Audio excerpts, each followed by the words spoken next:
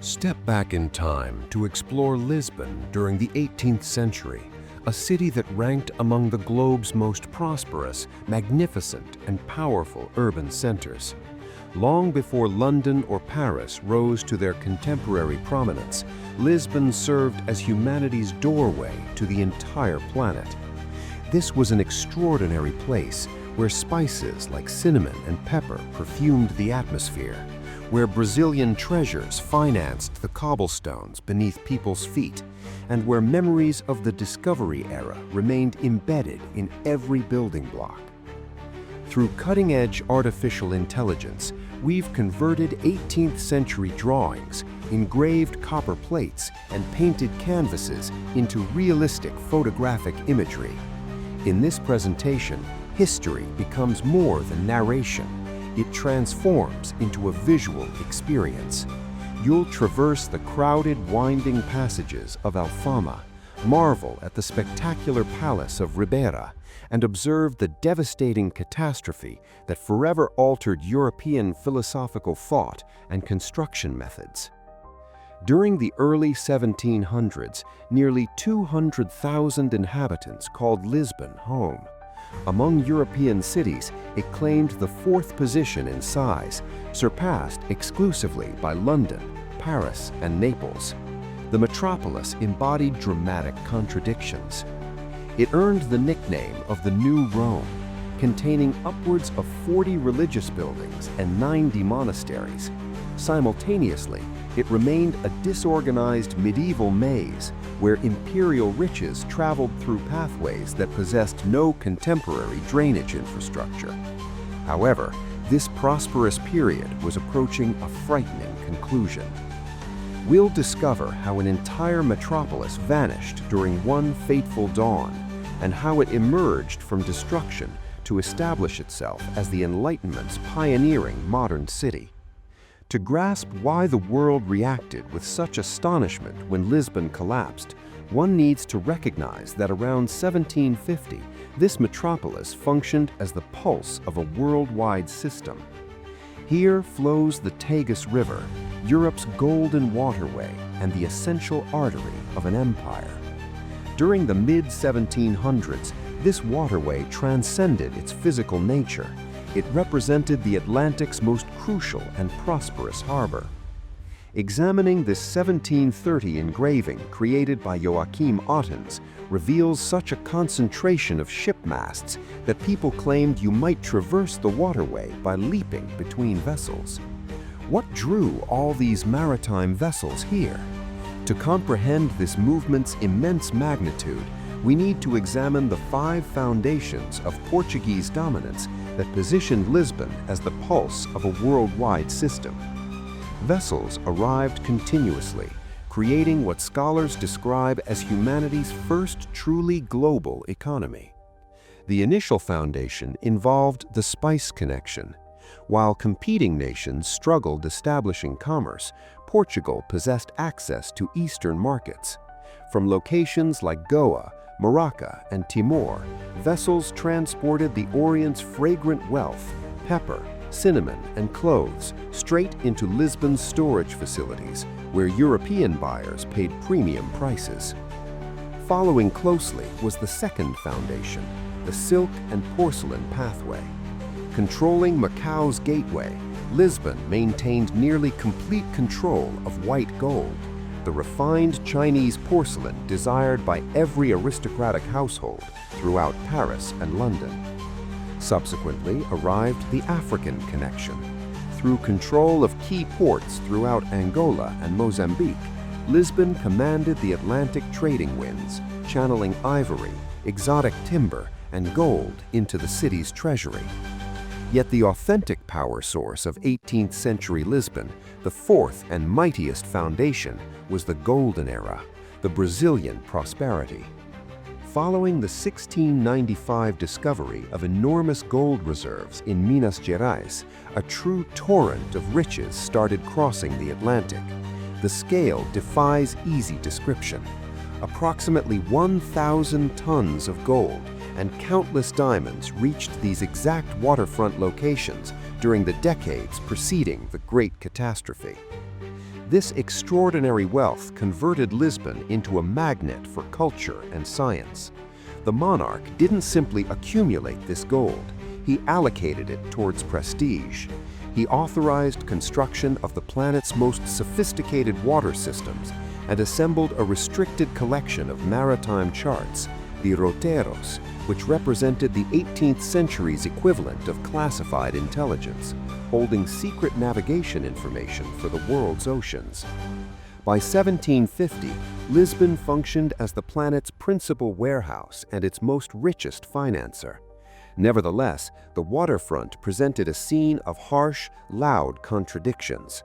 Many languages filled the air: Dutch, English, Italian, and African tongues, blending with the rough Portuguese spoken by the dock workers. The Ribeira represented the city's entrance, and while it sparkled with gold and wealth, it also carried the smell of harsh reality. Different from Paris or London, which were situated inland, Lisbon gazed straight towards the vast blue ocean, fixated on the distant horizon. Nevertheless, the splendor hid harsh truths. The Tagus simultaneously served as the city's main drainage channel. Foreign visitors consistently remarked upon Lisbon's notorious stench. Household refuse was cast from windows onto the streets below and ultimately flowed downhill into these same waters.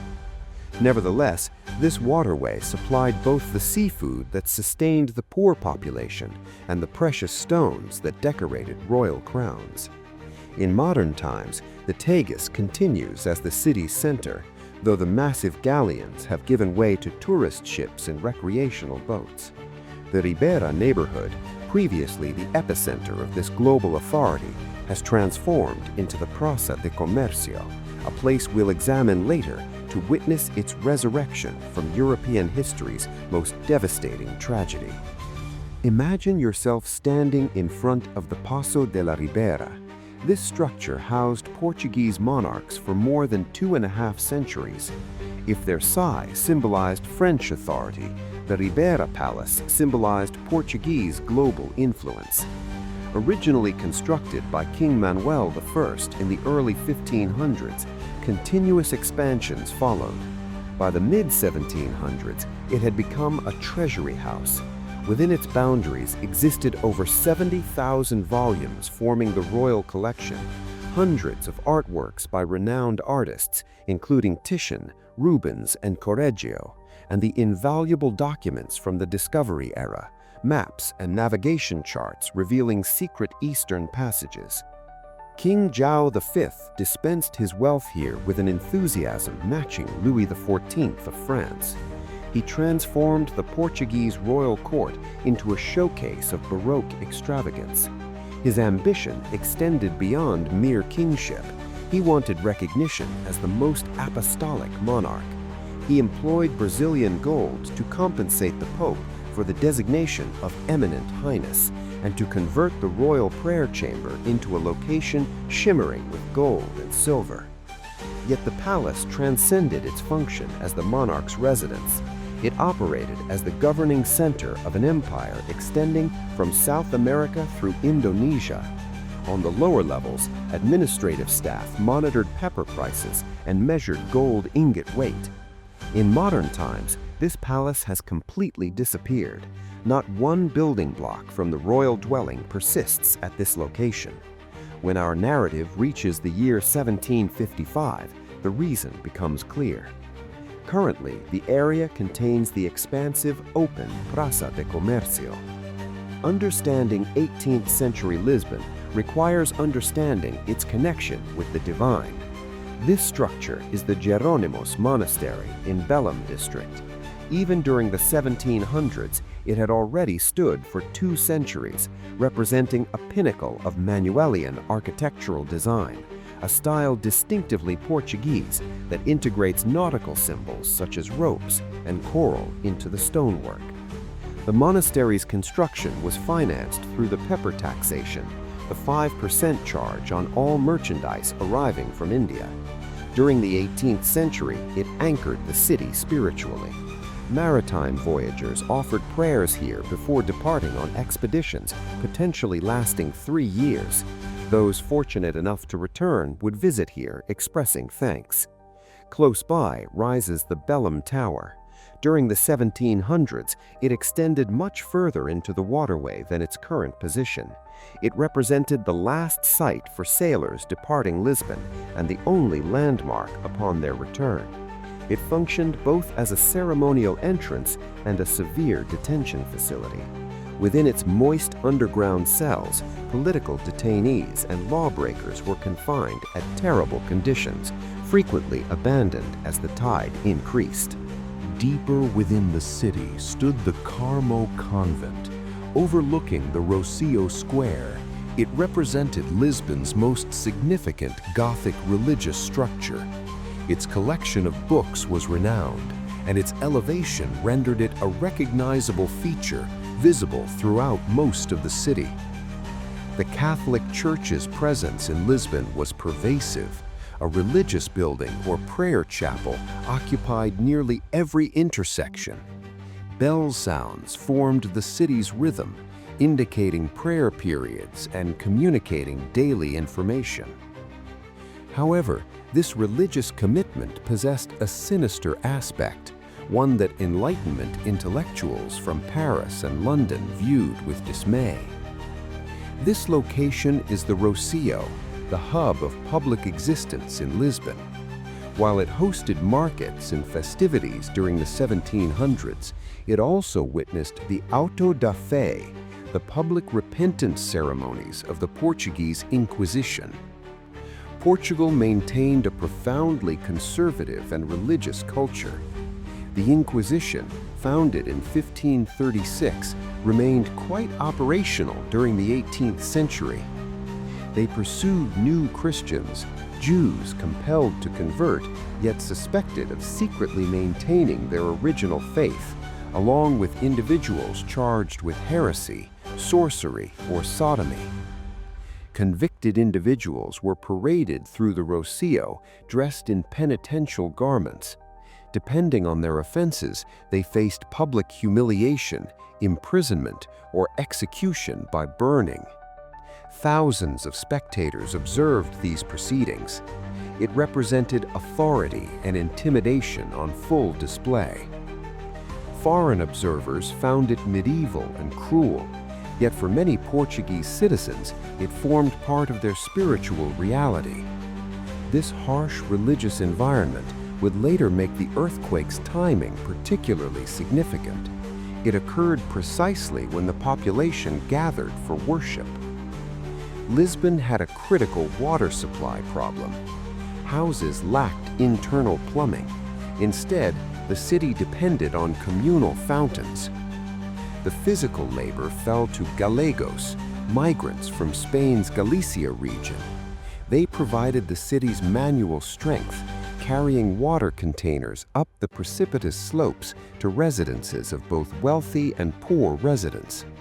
They frequently were treated as an inferior social class, yet the city couldn't operate for even a day without their labor. On the facing hillside was the Bairro Alto. During daylight, it remained a peaceful district of nobility and artisans. After dark, it transformed into Lisbon's entertainment center. This location birthed fado music, though during the 1700s it continued developing from maritime songs and those of marginalized communities. The melancholy sounds of the Portuguese guitar resonated through the darkness. Yet the darkness harbored dangers. Criminal activity ran high, and the night waste, chamber pot contents, was regularly emptied from windows, accompanied by a simple warning of "Agua vai," water coming. It was All Saints' Day, an important religious observance. Nearly Lisbon's complete population occupied the churches, which were filled beyond capacity. Thousands of candles burned on the altars, and the atmosphere was dense with incense. At 9:40 in the morning, the ground started shaking. This wasn't a minor tremor. It was an enormous underwater earthquake, subsequently calculated between 8.5 and 9.0 on the Richter scale. The shaking continued for approximately 6 minutes, an endless duration during seismic activity. In the magnificent churches, like the Carmo convent and the cathedral, the massive stone ceilings collapsed immediately, killing thousands of worshippers. The confined streets of the Alfama and Baixa transformed into deadly passages as structures tilted and toppled against each other. Survivors of the initial destruction fled towards the waterway. The Tagus represented the only open area away from collapsing structures. Thousands of individuals assembled on the stone platforms of the Ribeira, observing their city in devastation. Subsequently, they detected something unusual. The water was receding. The earthquake had generated an enormous tsunami. About 40 minutes after the shaking's conclusion, a water barrier, calculated at 20 to 30 feet in height, rushed up the Tagus. It crashed against the waterfront, sweeping away the survivors, the docking facilities, and the palace's lower sections. Yet the catastrophe remained incomplete. Consider the thousands of candles ignited for All Saints' Day. They had tumbled into the wooden debris of the churches and residences. Within 60 minutes, numerous small blazes combined into a firestorm. Since the pathways were obstructed and the water infrastructure was demolished, the fire conflagration burned uncontrolled for 5 days. Lisbon didn't simply collapse, it was pulverized, flooded, and subsequently incinerated. The statistics are overwhelming. From a population of 200,000, calculations suggest that between 30,000 and 60,000 individuals perished. The material destruction was even more total. 85% of Lisbon's structures were annihilated. The Ribeira Palace had vanished. The Royal Library, containing its 70,000 volumes, burned. The Discovery Archives disappeared forever. Artworks from Titian and Rubens became ash. This is the Carmo convent in the present day. It was preserved in its devastated condition as a monument to the earthquake. Standing inside it and gazing upward at the exposed sky, you're witnessing exactly what the survivors observed in November 1755. It is a framework of a city that formerly ranked as the world's wealthiest. The catastrophe shook more than simply the earth. It shook European intellectual foundations. Thinkers like Voltaire and Rousseau questioned, how could a benevolent God permit such devastation on a sacred day to a faithful city? This event effectively concluded the period of unquestioning religious optimism and contributed to launching the Age of Enlightenment. After the catastrophe, the monarch, José I, Joan V5's successor, was immobilized by terror. He acquired a fear of residing within stone structures and remained living in an elaborate tent complex outside the city for his remaining years. The responsibility for the reconstruction fell to one individual, the king's first minister, the Marquês de Pombal. According to legend, when questioned about the necessary actions, Pombal responded plainly, "Interre the deceased and nourish the surviving." Pombal embodied Enlightenment principles. He perceived the destruction as an opportunity to construct a logical city.